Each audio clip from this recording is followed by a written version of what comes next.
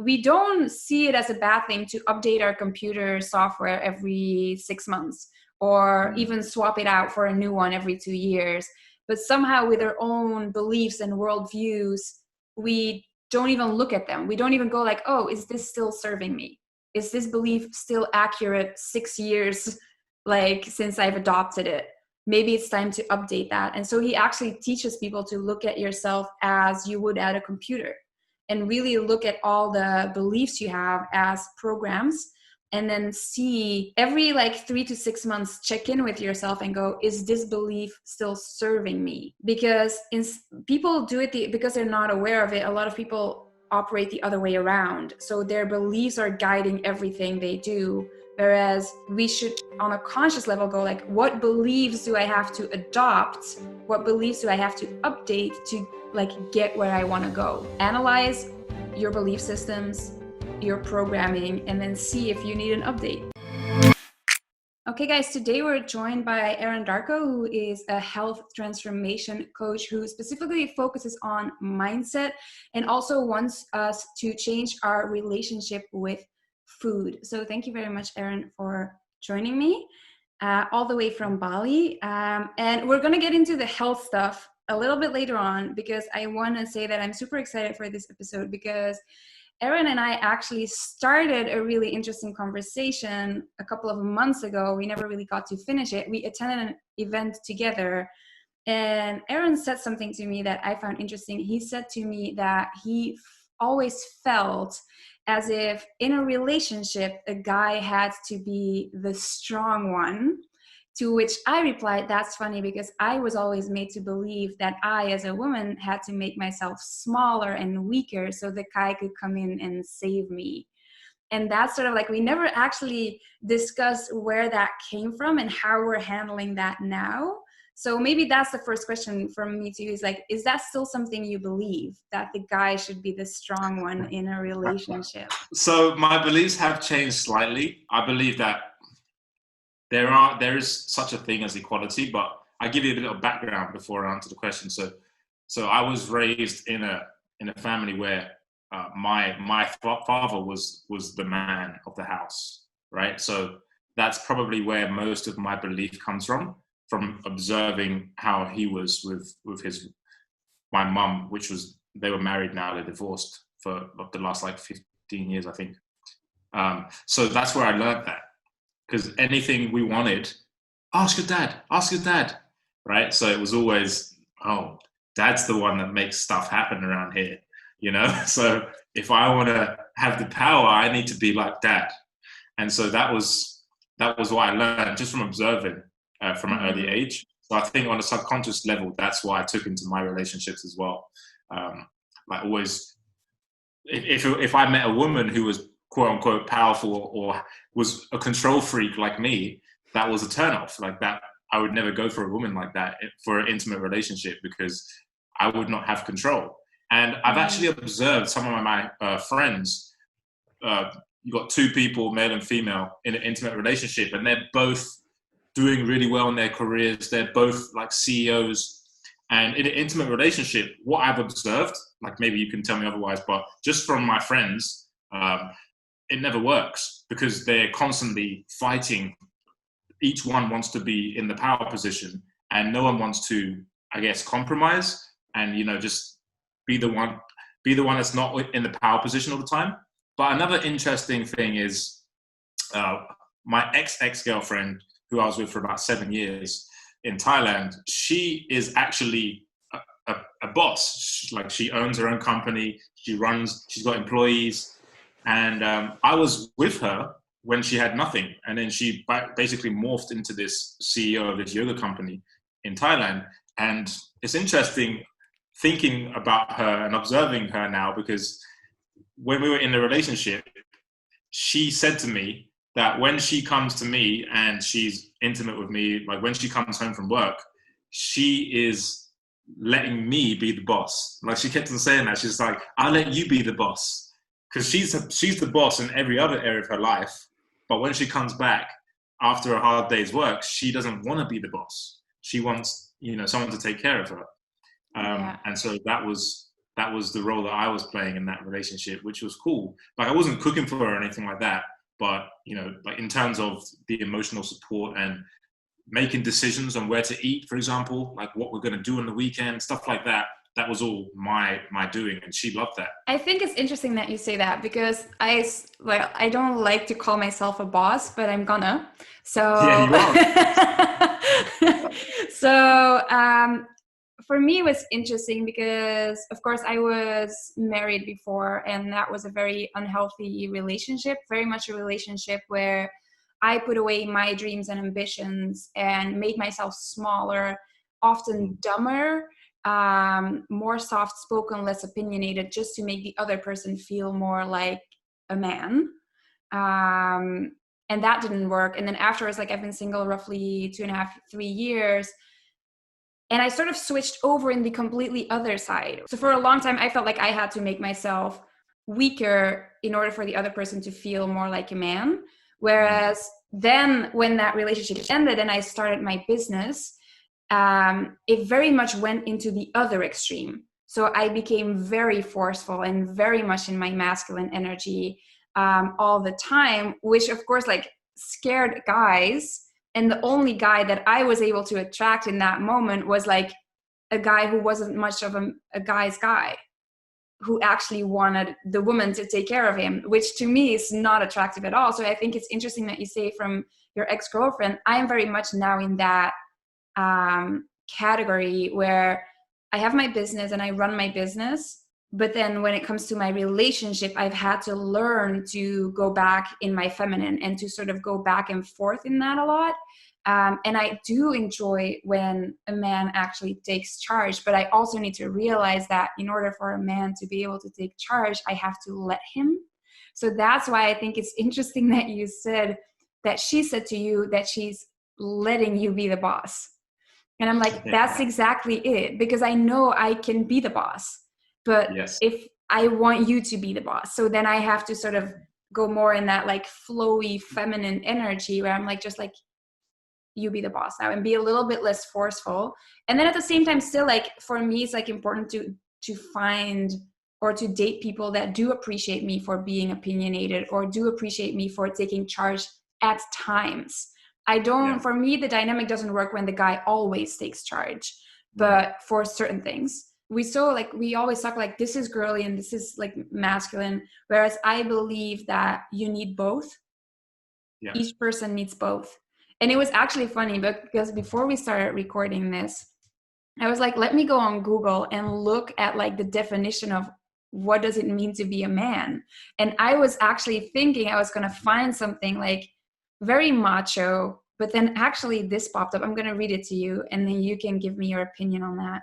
The main thing that pops up on Google when you type, what does it mean to be a man? It says, being a man to me means being unapologetically you. It means not being afraid to show the world who you are exactly as you are. Being a man is never being afraid to show your emotions, to be the little spoon and to ask for help when you need it. Absolutely. Right? That literally describes me right now. So you are no longer afraid to ask to be the little spoon. Absolutely not. Like it's liberating, and it brings you back to your childlike self when you're learning things for the first time. And I feel like if you're the smartest person in the room, you're in the wrong room, right? And I always want to put myself in situations where I can learn things. And that's another thing. Like I feel like I can learn something from every single person I meet. Doesn't matter what their economic background is. So I'm always learning. And if I perceive someone to be doing something better than me, before, like 5 years ago, if I would have perceived someone to do something better than me in my industry, for example, my ego would immediately kick in, and I would question why I haven't mastered this thing as much as they have, instead of just asking them how they do what they do, you know, or getting coaching from them or something like that. Like I had this massive ego, which held me back for a long time in my life. So humbling myself and realizing that I don't have all the answers I think that's a sign of strength, not weakness. Exactly. I could not agree more. I had the same thing where I was always like, you know you don't want to be the smartest person in the room because otherwise you don't grow, but it's really nice for your ego if you are. Yeah. So I did find myself in quite a few rooms where I could feel good about myself because no one outsmarted me. And if someone did, I would get insecure. Instead of asking like, hey, how did you learn? I would like, how do I not know this? I should know this. And like, I would get very insecure. And that's still something for me. Like, I truly believe people can change, but you can only change when you're aware of your patterns, because the patterns don't go away. It's about catching them. So it still happens sometimes where I can feel like my ego kick in when I'm in a room and I was like, should have known this. Or like a client who comes to me and he's like, oh, maybe we should try this. And I automatically go like, oh, I don't think that will work because I didn't think of it. And then I'm like, oh, wait a minute. Let's reassess. But how did you go about sort of tempering your ego? Because it's not an easy thing. First of all, realizing what your values are, right? So I've got my values and I know what they are. And if I'm going to live in my values, I have no option but to let go of my ego. Because, for example, one of my values is courage. So if I'm going to let go of my ego, if I'm going to live in that value every day, have courage, then I need to let go of the ego that's holding me back from being courageous. You know, so it's, if I'm more committed to my value than I am the negative traits, then I'll push through. Ego is a constant thing. You're always working on it, right? So, but jiu-jitsu, I recently started this martial art called Brazilian jiu-jitsu, and that's the most humbling thing I've ever done in my life, because, you know, no matter how much you know, there's always someone that knows more. And there's so many life lessons to take away from that. Like, as soon as you walk on the mat, if you think you know something and you don't know it, you're going to get like submitted, you're going to get choked or stuff like that.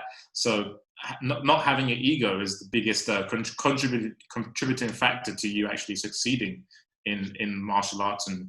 And so there's a lot of similarities between that and life. You know, like the people that don't have the biggest egos at the start, you know, they're the ones that are going to learn more and succeed faster, because they're going to soak up all the knowledge and not repel it because they got their guards up. Yeah, I've actually heard that before. I have a couple of my friends who also do martial arts, and they say they take so many life lessons from that. I've done like a little bit, it's not really, well, it's martial arts, but I've done Krav Maga for like a little bit. But it was more of a like, I want to learn how to protect myself.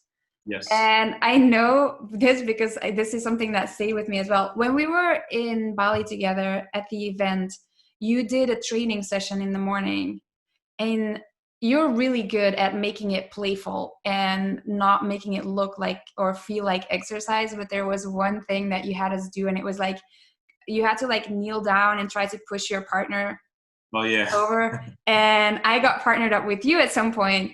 And I was like, I'm not going down. I'm very competitive. It's like, I'm not going down.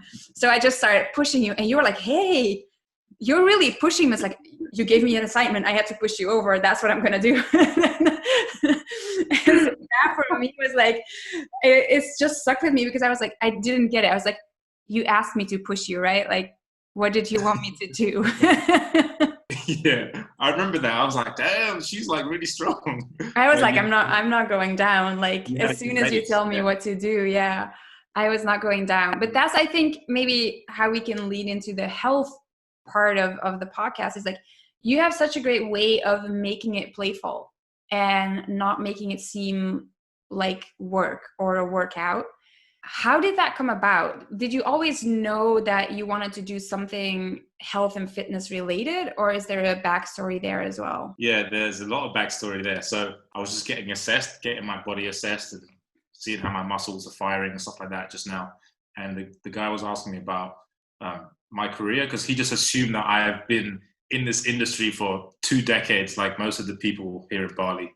And I said, no, and I've been doing this only for 4 years. Like before that, I was, 12 hours a day on my computer, like not caring about my health really, like eating whatever I wanted every day. And, having brain fog, like falling asleep after lunch, and thinking it was normal. That was my life. And I wasn't like massively overweight, but I definitely couldn't see my abs, and I wasn't fit. I wasn't living a healthy lifestyle. if you had asked me back then if I thought that I was healthy, I would have told you no, because I didn't feel energetic, didn't feel like my mind was clear, didn't really have good ideas. And, I wasn't doing the things that I'm doing now. It's like a completely different person to 4 years ago. And one of the catalysts for that was one of my friends who personified everything that I wasn't doing. So, he really enjoyed his work.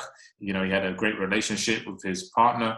He had a son, and he spoke 4 languages, and he was really lively and positive socially, and he had a great body, and he went to the gym constantly, and he put the right food in his body, and he really respected himself. And so when he was hanging around me, he didn't have to say anything to me. He just told me, come to the gym, and I'll teach you some things, and basically took it from there. And that was the inspiration that I needed at that time to basically get my shit together. Because at that point in my life, I was just settling. I took a picture in the mirror before I started this, and I was just disgusted at myself because I just felt like average. I just really felt like I was wasting my life. Like I was just coasting. And, if you're not making progress, no matter what level you're at, like if you're not making progress every day, then you don't feel like you're growing. And that's the juice of life, is growth, right? Mm-hmm. And I was stagnating in my life for a long time, like a few years at that point. And that was like the catalyst, like him coming to hang out with me for a month, and me, learning from him about working out and eating. Like he ate completely differently to me. He didn't even eat that often as well. That was another thing. And so I started learning what he was doing, and then I refined it into my own system. And then people started asking me like how I was getting like the physical results that I was showing. And so I came out with my own program called Alpha Shredding, this program right here. And then that was 4 years ago. Yeah, 4 years ago now. And got some success stories out of that. And then I realized that people would, come in, get results, but then they would rubber band back to their previous self. And I was like, that's weird. Like, why is that happening? And I realized now that it was because I only gave them the nutrition and the workouts. And that's only 2 parts of the health equation. Like, because you can eat right, you can work out right for a month, 2 months, but something, let's say a death happens in your family, for example, which sometimes happens to some of my clients. And then if you don't have any strategies to deal with your emotions, then you're just going to go and eat the comfort food. And then the emotional eating starts to take over, and then you regain all the weight, you undo all the good work you've done, and then it's all back to square one, right? And then you're in a negative state. And, so the emotional aspect of improving one's health and, losing weight, building muscle, that's more important than, what to eat and how to work out. Because if we can't handle our emotions and we deal with the negative emotions like boredom, sadness, depression with food, that's the root cause. So nothing else that you put on top of that's going to work, because the root of it is like, I always use the analogy, it's like a hole in the ceiling, right? Like you can get the bucket and put it on the floor and then take the drips and put it in the bucket. But like changing your diet is like changing the bucket. Like the root cause is the emotional eating, which is the leak in the roof. Like if you don't fix that, it doesn't matter what diet you go on, you're going to go back, it's going to overflow, and then it's going to go back to square one. So that's really the main issue. And that's what I realized from doing coaching is that's really the block that people have. And I literally just made a video today about, I said, being healthy is easy, right? And to say that, that means that you've got rid of all those limiting beliefs that are blocking you. And I think that's the main core of it, is there's limiting beliefs that we're not aware of, like you were saying earlier, like being aware of it. They're in our subconscious mind, but we're not aware of them, and they're dictating our behavior.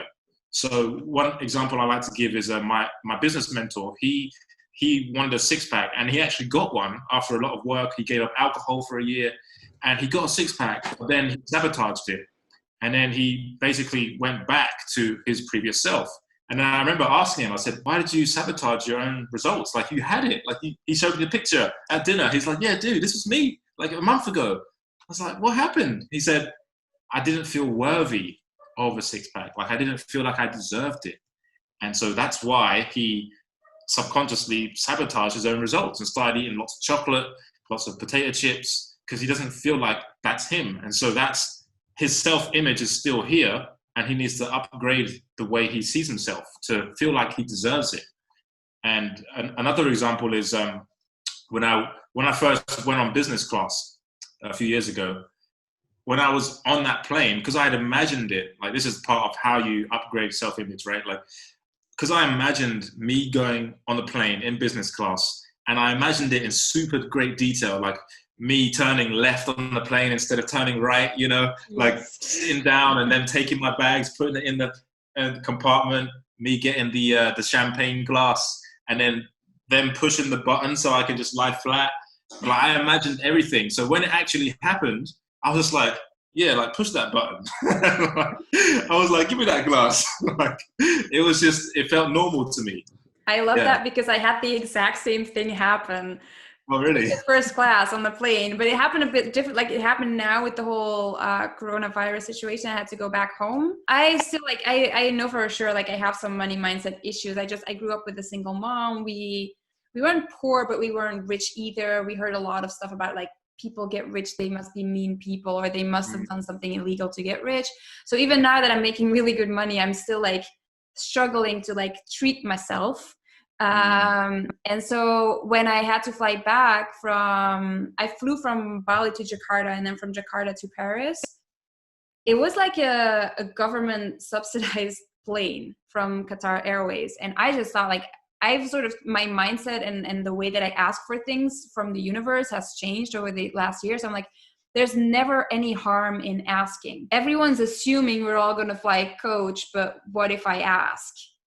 Yeah. So I asked, and I happened to also have like some disability in my leg, which helped to sort of explain to them I have a disability in my leg. And so they put me with like the old people in the first class. But I went in there, and it didn't feel at all like I didn't belong, because I had envisioned it so many times that it already felt like I had been there my whole life.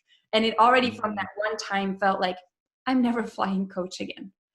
Like, I've had this experience, like this feels normal now. But it's so true what you say about with anything, whether it's your health, whether it's your business. And I see it all the time with clients that come to me. Getting healthy, building a successful business, it's not hard. It's not hard at all. The process is very simple, but because we believe certain things about ourselves, because we believe certain things about the world and how things work, we actually hold ourselves back and we sabotage ourselves.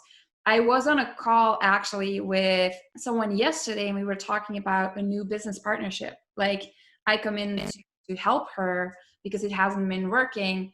And she showed up on the call with so much frustration around stuff that had not worked in the past, to the point that I had to tell her, like, I can't help you like this. And she's like, what do you mean you can't help me? It's like, oh, no, I can help you. I can help you. I can help you like this. Because I can set up all the systems, but you're so convinced of the fact that it is hard and that it's not going to work and that this is never going to work out for you. And look at all these other people being successful, but it's not happening for you. I can set up all the systems you want and it's still not going to work, because you're going to do everything in your power to sabotage it.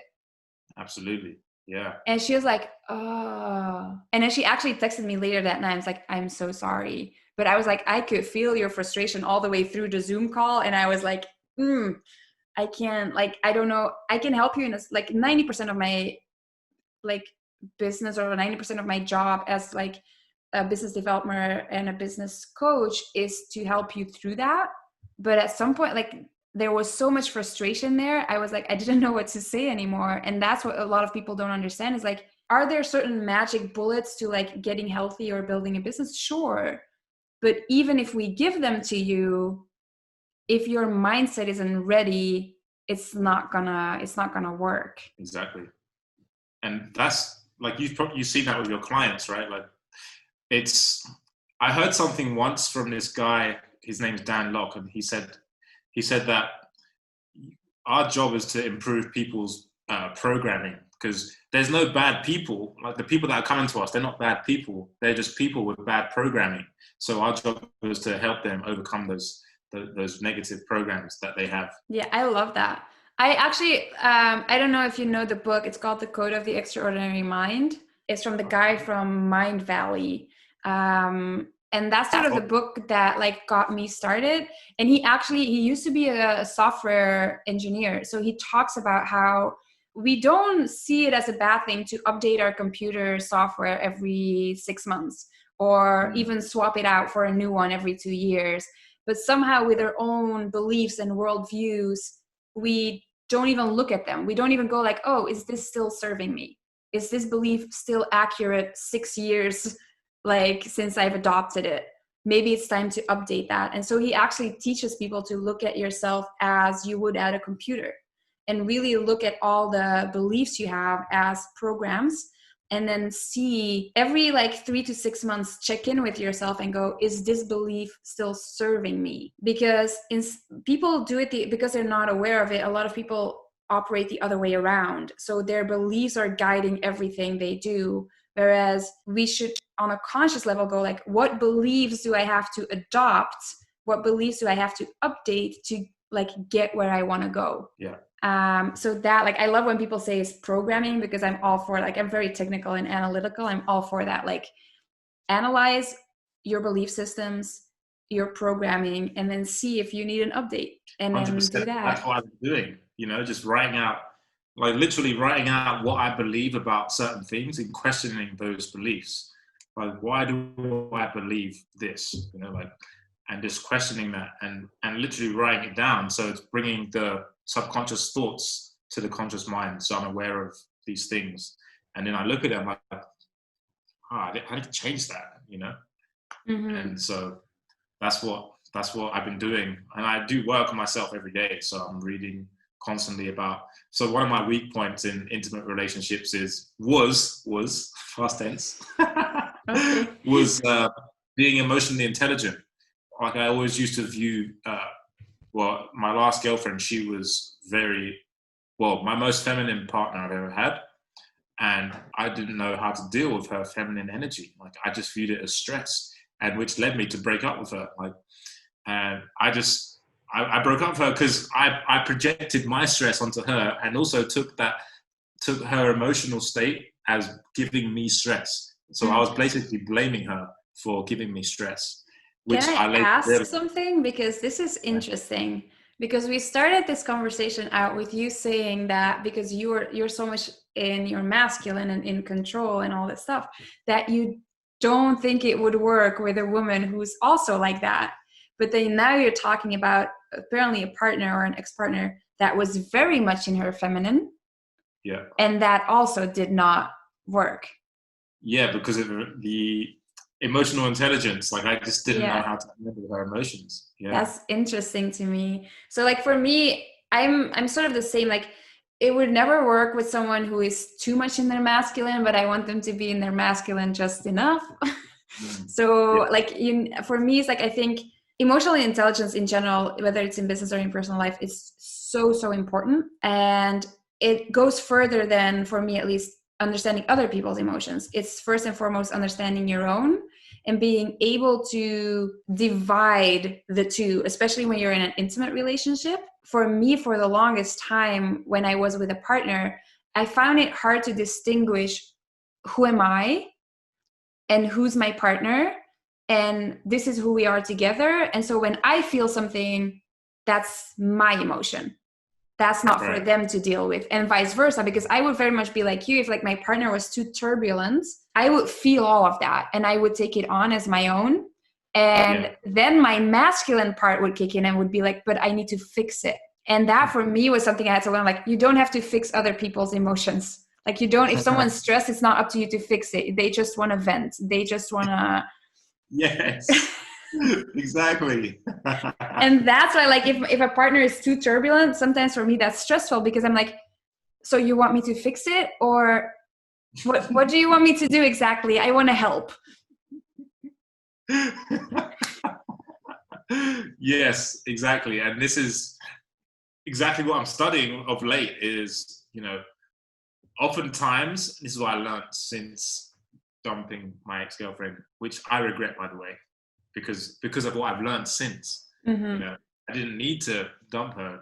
Like, that was just my get out clause of, you know, not taking responsibility. But I realized that it's all about validating their emotions. So I've been testing this out every day since I learned this, and it works well, like really well. So let's say my friend's mad at his girlfriend about something, and he tells me, and he's like really mad.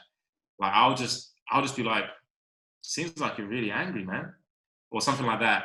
And then he'll be like, yeah, like she's whatever, like yeah, whatever, and not solve anything. Just identify the emotion that he's feeling and just say it back to him, like in that kind of a sentence, like seems like you're really angry, or yeah, I'd be angry too if I was you, like something like that.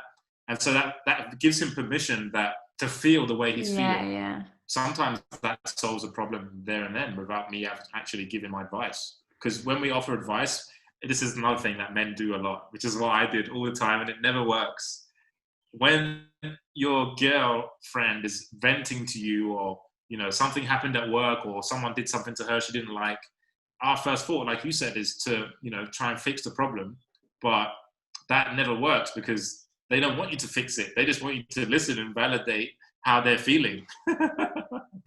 Yeah, and that for me is something even now, like when I'm dating, actually happened to me yesterday. So I'm dating casually, and I'm like texting with this guy that I'm dating, and he's asked me like, how was work? And I was like, well, it wasn't great, but tomorrow will be better. And he's like, oh, wait a minute. Like, what happened? Like, you can talk about it. And that for me is like, I know I can't talk about it, but like, in my head, it's already like, it's not going to change anything. Like, it wasn't a great day. Tomorrow's going to be better. Like, I don't get it. But okay, like I started talking about it, and he's actually being very like, very good at like giving advice and sort of validating my feeling and going like, I think you handled it really well, and the whole thing. And I was like, oh, actually, thank you for that. And I'm done complaining now. And he literally told me like, whoa, Yoko, wait a minute. This isn't complaining. This is talking. And I was like, huh, interesting. I am quite good when other people talk to me, but like in the beginning I had to learn, and I actually asked, like, this is how far it got for me. When people came to me, I would be like, okay, hold on a minute. I want to hear it, but can you just tell me, do you want me to listen or do you want a solution? And I would literally ask, because I got so confused at some point where I'm like, I don't really understand why people do this, but they don't want a solution. And I wouldn't get it. And that's for me, like when someone comes and like, I'm the forever diplomat. I want everyone to be happy. So when someone comes to me with a problem, and for example, a friend of mine, he's angry with his girlfriend, I would be the person that goes like, well, if you look at it from her side, then like she probably didn't mean it like that. And I'm like trying to dissolve the situation. But by doing that, I'm not actually allowing the other person to first have the feeling. And then I also am not trusting that the person will dissolve the situation on their own. Yeah. And that's the biggest thing, right? Because people don't want to feel like they're not in control of their own life.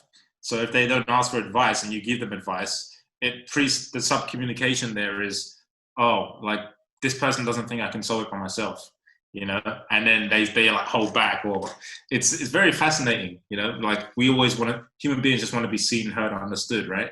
Mm-hmm. And so just by validating their emotion makes them feel those things. But is it for you right now, like, is it like a sort of a trick that you've learned and so you're doing it, or is it something that's already coming natural to you? Yeah, it's coming natural because one of the things that I look out for is the other person's reaction. So if I just listen and validate their emotions, it really helps them get more clarity on the problem. And I don't actually have to give advice. When I do give advice and they don't ask for it, how they respond. And it's never good. Like, it's always like, cool, thanks. Like, they didn't really receive what I said because I'm telling them. Like, I'm telling them when they don't ask for it. Yeah. That's why I like really have adopted this thing of like, when someone's doing it to me, I literally like, especially I think like men do it a little bit less, because I feel like when a man comes to a woman, he's already looking for her perspective on it. So when a man will like tell you what's going on, he's already looking for a more like female perspective on that. Whereas, and this is why I have so many male friends compared to female friends, girls just want to talk.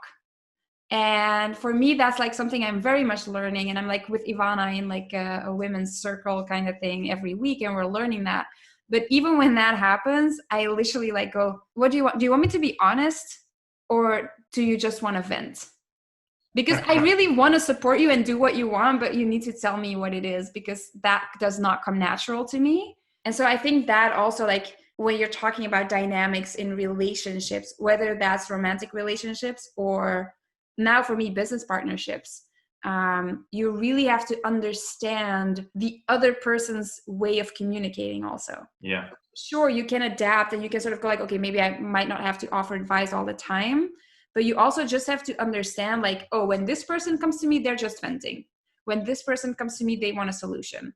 And sort of seeing the difference and learning that over time is really important, I believe. And then just like you said, emotional intelligence is like understanding that their emotions have nothing to do with you. And I don't want to say nothing, of course, like if you did something in a relationship to fuck up, probably their emotions have something to do with you, but oftentimes they don't.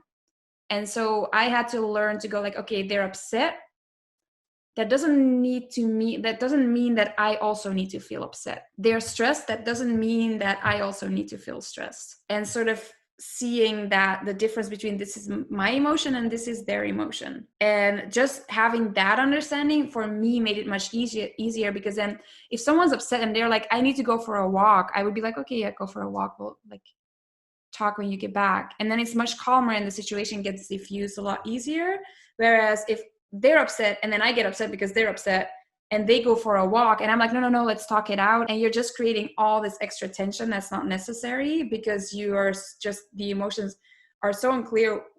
What's mine, what's his or hers, and it becomes so complex. And that for me is also a large part of emotional intelligence. It's just determining what is mine, what is yours, and how do we navigate in between those things instead of colliding together all the time. Yeah, I agree with that, because unless you do that, then it's not, there's not going to be a solution, right? It's just going to be, like you said, just colliding all the time. Exactly. How do you apply emotional intelligence to health? Yeah, it's like you said. So there's some clients, they want a tough love, they want to be told what to do. And there's other clients that's the last thing they want, right? They have some people are very sensitive, and some people like they want that tough love. And so you got to know who you're dealing with. So for example, some clients, I would let them feel like it's their idea to, do certain things. Like for example, like exercise, and just empower them to exercise the way they want, rather than, because if they don't exercise, then there's zero results. But if they do something, there's going to be some results, even if it's not like the exercises that I've given them. But within the realms of what I'm teaching, they have more freedom to do what they want, so long as they enjoy it. And that's a big part of it, is empowering them to do what they want, and also to do what I want as well. So it's like a fusion of the two things. I was like shaking my head when you said like some people don't like tough love, and I'm like, no, I don't. Especially when it comes to like body image and nutrition. For me, it's like, just tell me I look pretty, and like don't like basically. And I think especially like I don't know it from like a guy's perspective, but from a female perspective, it's like it's such a touchy subject nowadays, how we look. And so many women have, me included, like body dysmorphia, where we look at ourselves completely different than what we actually are. And I think it's interesting, at some point you touched upon like emotional eating. For me, it's the opposite. So when I have too much stress or I get emotional, I just don't eat anymore. And then afterwards, I will be like, oh my God, I'm so hungry. Like when everything is good again, I'm like, I'm so hungry. Let's go eat. So I like eat the most when I'm happiest and when I'm like surrounded. It's like a social thing. Like, oh, let's go out to eat here. Let's go out to eat there. And then when I'm stressed, people need to remind me to eat, because I just forget. I know that you have an interesting approach to nutrition. Uh, do you want to share sort of what you eat on a daily basis? So I also study nutrition, right? So I talk about mindset a lot, but a lot of it started with me studying nutrition and going into the biochemistry and looking at both sides of the arguments for what humans should be eating and stuff like that, and how it affects human body. So based on my research, protein and fats are the two essential macronutrients that we need. Carbohydrates, we use them, but we don't actually need them. Like, we can thrive off just protein and fat, and that I've proven that over the last year and a half of changing. Like, because I used to eat a lot of carbs, and then 18 months ago, I basically switched to just protein and fat. You know, like mostly animal protein, like lots of red meat, lots of fish, lots of eggs, and pretty much I eat that every day, like meat, seafood, and eggs. Minimal vegetables here and there. Like, for example, I've added in bell peppers, red bell peppers, because they're high in vitamin C. I just put those on the grill. So yeah, meat, seafood, and eggs basically is the way I eat. And I empower my clients to learn that way of eating, just so they can see how much better they feel.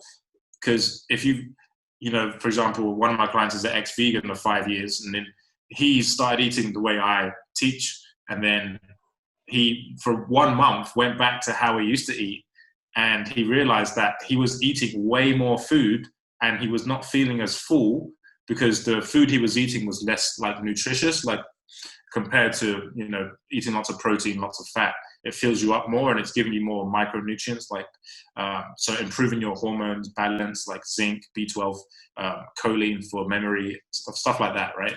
So this is what I talk about a lot, is getting the right micronutrient balance, so you can feel like your brain is like literally super sharp every day. You don't have brain fog. You're not bloated after you eat, especially. Like, a lot of people, if they're eating high carb and low protein, low fat, they're going to be bloated after they eat food, and that's just how it goes, you know. And you're going to have brain fog, and you're not going to be able to make good decisions in your business, because a lot of my clients are business owners. So, you know, having that mental clarity is really important. And also performance wise as well, more cholesterol, more fats will lead to more muscle growth, you know, and that's something that people see, you know, when they start doing this.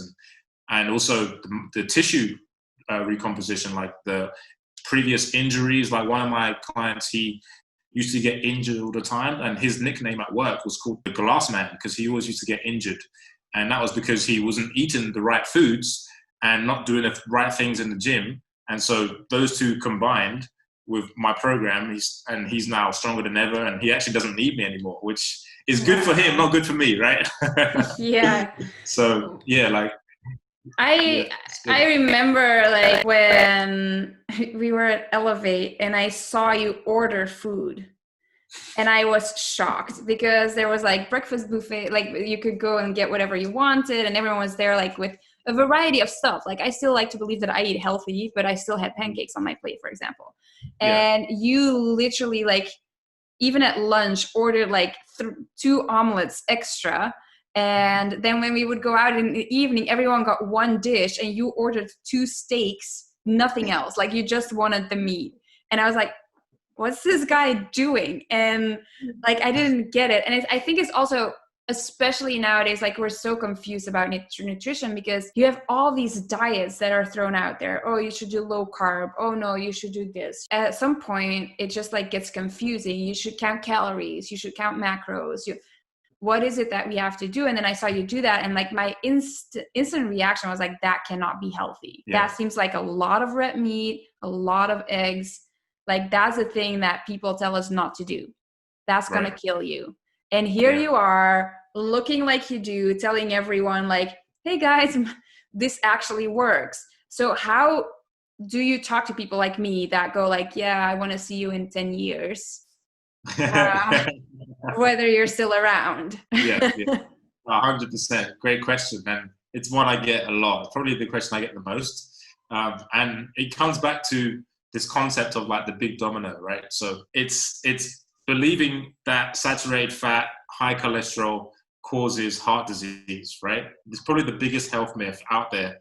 And there's several people that I'm going to be interviewing who've written books on this topic, because apparently not many people seem to listen to me because I'm just the guy, right? But if I get the authors of the books that have all the scientific literature, the cardiologist who says that high cholesterol doesn't cause heart disease. So if that big domino falls, then eating this way is easy. And the reason why we believe that saturated fat and cholesterol causes heart disease stems back to the 1960s, I believe. There's this guy called Ansel Keys, and basically he formed a hypothesis studying 22 different countries, and 7 of those countries, he only basically cherry-picked 7 of the 22 countries that he studied to put in this study that says that basically saturated fat and cholesterol is what causes heart disease. And so from then, he went to the founder of the American Heart Association and convinced him that with his findings, because he was very persuasive, and then the American Heart Association basically said low-fat diets from here on out. Then they started making processed food, and then introduced vegetable oils instead of saturated fat like animal fat. And then all of a sudden, heart disease and all these issues started rising. And you can actually see the chart from the 1960s until now. Heart disease has just been on this steady rise. And that's one of the main reasons why people believe saturated fat is bad, because you've got it coming from the top that are saying saturated fat is bad, and so everyone else believes it. And unfortunately, the opposite is true. So the way blood clot works, really, really quick to explain it. When you have a heart attack, cholesterol is basically like the fireman for the fire, right? So the cholesterol is coming in to try and save the situation. That's why when you look at someone who's had a heart attack, the cholesterol saturated fat is present in the arteries, but that doesn't mean that it caused the block, right? The block was due to all the plaque buildup from all of the inflammation and oxidization, which is due to processed food and vegetable oils. So blaming cholesterol for heart disease is like blaming the fireman for the fire. That's not the case. Wow. But that's what everyone believes. And so that's why everyone is shying away from fat. I was in that camp too 4 years ago. I was the guy buying lean chicken breast. Everything was lean, no fat. My father raised me to strip the fat off the bacon when we used to have Sunday breakfast. Nothing. There was no fat. If I had to prepare dinner, he would text me and he'd be on his way home and he'd be like, Aaron, take the meat out of the fridge and skin the chicken. Take all the skin off the chicken because we're going to have chicken tonight. So I came from that household, and that's how it is in the UK. Everything's low fat. The products that are low fat are the most expensive, and the products that have more fat are the cheapest. So for me now, it's actually saving me money to eat like this, which is great. Wow. Yeah. But that's the myth that everyone believes. And there's a book by Nina Teicholz. It's called The Big Fat Surprise. And that's a really good book. And also The Great Cholesterol Myth is a great book on that as well. Do you see this program that you've developed, does it work equally on men and women, or do you see better results in men than in women? Yeah, so most of the people that hit me up are men. The woman that I've got the best results for is my mum. So that's a pretty good testimonial. She's improved. She had a pain in her back. So I have a mobility routine that I go through. And I told her to do that because she had excruciating pain in the back of her shoulder. And now she doesn't have that pain anymore. And also we improved her nutrition as well, because she's actually an athlete. She does 100-kilometer cycle rides every couple of weeks with her cycling club. And in the cycling community, they believe the myth that you need carbohydrates, right? And that's another myth, right? But you don't actually need carbohydrates if your body is fat adapted. Mom is fat adapted, so her body doesn't run off glucose; it runs off fat. And she's able to improve her times in cycling because she's eating more saturated fat. She's got more cholesterol. She's eating more protein, and so she doesn't need those glucose strips that they drink in cycling. And I actually proved this myth when I went to Thailand. Yeah, and I cycled up this mountain for an hour and 20 minutes. And a week prior, for that whole week before that and the day of, I didn't have any carbohydrates at all. And I just wanted to do that to prove that you can do something like that, endurance cardio, without carbohydrates if you're fat adapted. Okay, that's just mind-blowing to me. I try to stay clear of carbs as much as I can, but I just love them Yeah. too much to completely give them up. Yeah, that's another thing, right? Because I was in the same boat. But what happens with the gut is the second brain, right, of our body. So basically, when you start increasing the amount of protein and fat you're eating, like the bacteria in your gut changes. So like the cravings come. I mean, some of it's emotional, but a lot of it's from the gut bacteria. So when you start eating more of these like nutrient dense foods, then you start changing the gut bacteria, and so your carb cravings decrease. And that's another thing that people start to notice is, oh, I don't actually feel like I need to eat that many carbs, and that's what's going to happen. And so also the hormonal balance is very important. Like saturated fat is really important for lots of hormones, testosterone, estrogen. Dry skin is a result of not enough saturated fat. So that's another thing. And, balancing period, menstruation, all that kind of stuff. Saturated fat helps all of these issues. But if we're scared of it, then we're going to go to the doctor and he's going to give us a pill, and then we're going to keep having these problems. Mm-hmm. So what are, like, maybe to wrap it up, like what are like a couple of things everyone can do today to drastically increase their health? It depends. If someone watching this is a vegan, then they're not going to do anything I say, which is cool. But if you eat eggs, for example, or avocados, I would definitely increase those. So, for example, you're going to laugh at this, but I eat minimum 6. Well, actually, not minimum. I eat 6 eggs a day.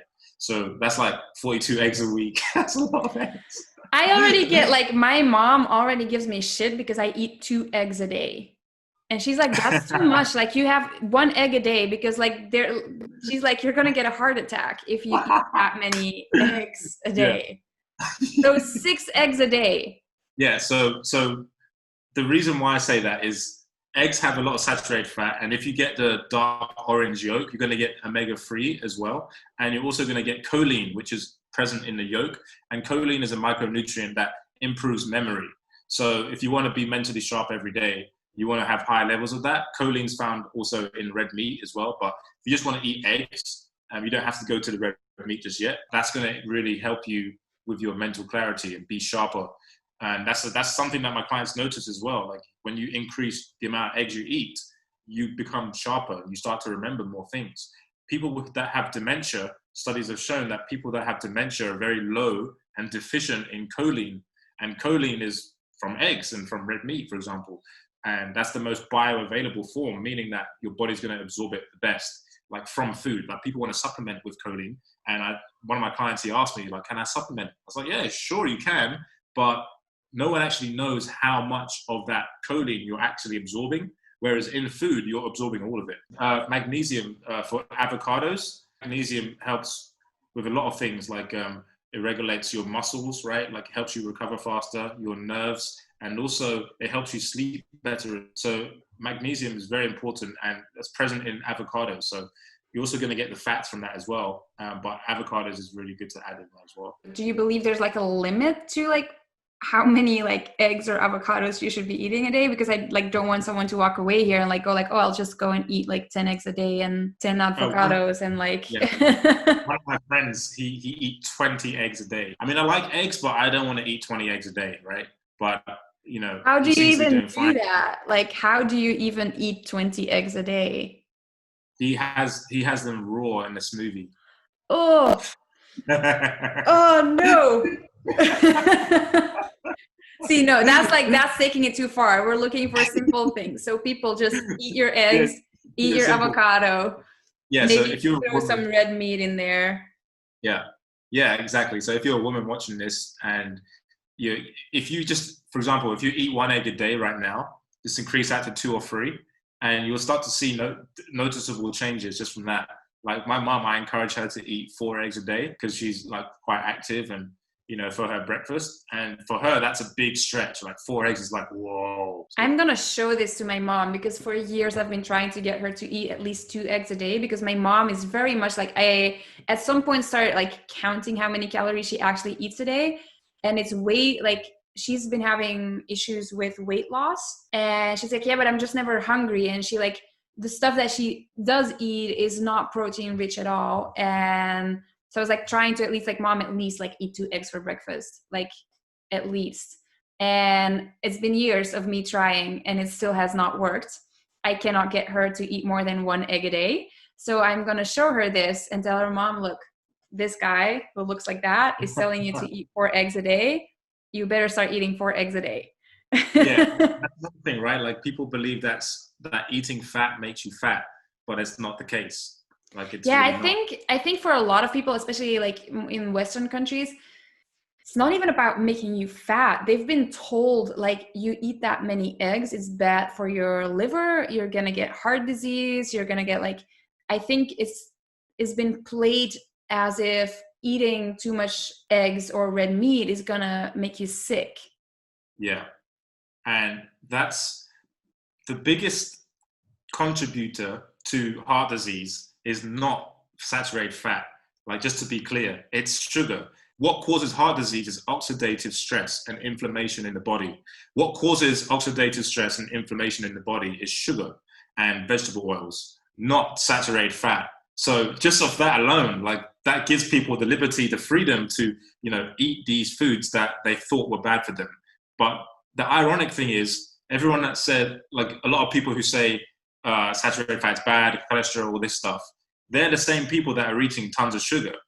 And it's just the irony, Yeah, that's true. Like for me, I've been for years been eating pretty like protein rich, not necessarily a lot of red meat, but like just I make sure like that I sort of track my protein intake, because I know that if I don't, that I don't get enough of it. And I actually realized now, like recently, I've like started like I did food intolerance test last year, and actually it turned out I'm fructose intolerant. So like I can't have any fruits or honey or like anything like that. No wine, nothing. And so for a while I started substituting the like sweet cravings with actual like sugary snacks to sort of fill that void, I guess. And then now recently, like I've even got rid of most of like lactose. So switched to almond milk and stuff like that for my shakes, and swapped like no more sugar in my coffee, tried to get like as much sugar out of my diet as possible. And then last time, like because I'm a girl, I had my period and I had a craving. So I baked cookies, and I tried baking cookies, but then I put them too close together. So it was just one giant cookie. And then it felt like I could have one cookie. Having one cookie is fine. And then it was just like one really big cookie. The next couple of days, I felt horrible. My skin broke out like crazy. And it was like way more than normal, like hormonal outbreaks. It was like for 2 weeks straight, everything was just like out of whack. And because that, of course, wasn't enough proof, I did it again the next month. And then I was like, no, now I'm sure it's sugar. It's sugar that's doing this to me. And exactly. I eat pretty high fat, actually. Like I eat a lot of eggs, a lot of avocado, a lot of meat. And that never does that to my skin. Whereas as soon as I touch sugar now, like it's immediate flare-ups. So I think that's a good note to end on. We're going to eat more avocado, eggs, meat in general, I guess, for people that aren't vegetarian and vegan. If you want more red meat, and stay clear of the sugar. That's like the main lesson for me. Even if you're on your period, ladies, like just don't do it. It's not worth it. Thank you very much, Aaron, for being on. I really appreciate it. Where can people find you online? Yeah, so they can go to Instagram at @TheRealDarko. And they can also go to my website, which is healthmastery.net. All right. Perfect. Thank you very much, Aaron. Thank you, Yoke. I appreciate the chat. It was a really good conversation and I enjoyed it. And hopefully your viewers got something out of it and your mum will actually do what I say. Oh, I hope so. I'm going to show her this. I'm going to be like, it's not just me telling you this. Please, please, for the love of God. Thank you very much, Aaron. We'll talk soon. Okay, cool. All right. Bye-bye.